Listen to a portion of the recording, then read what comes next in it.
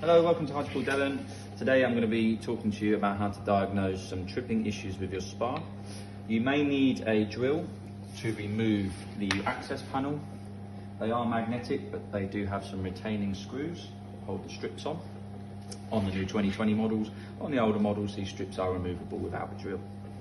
This will give you access to the main side here. This is called a spa pack. I would never ever advise using a drill to undo these screws. This thread is only plastic and very easy to strip. We must make sure that this is permanently sealed and watertight. At the time of installation, the installation team and or the electrician should have fitted a secure stuffing gland in here, and this prevents water from getting inside.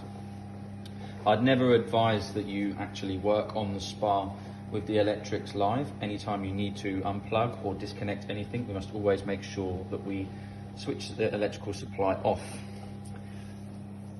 There are some things that you will need: a multimeter, or an AVO as it's sometimes known, for testing, which looks just like so. For the purposes of this video, I'm just going to go over to the isolator now and switch the power off.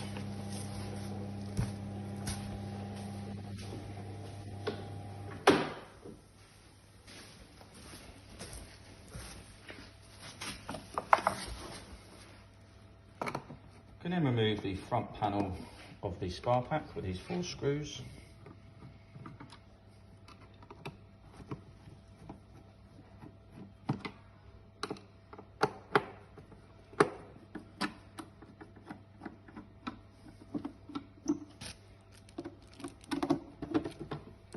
Once all 4 are removed, you can remove the panel. On the back side of every single spa pack panel, there will be a key, a diagram, outlining what is connected to the board and what each terminal does. On the right hand side of this one, there is also a ledger as to which piece of equipment should be plugged in to each port.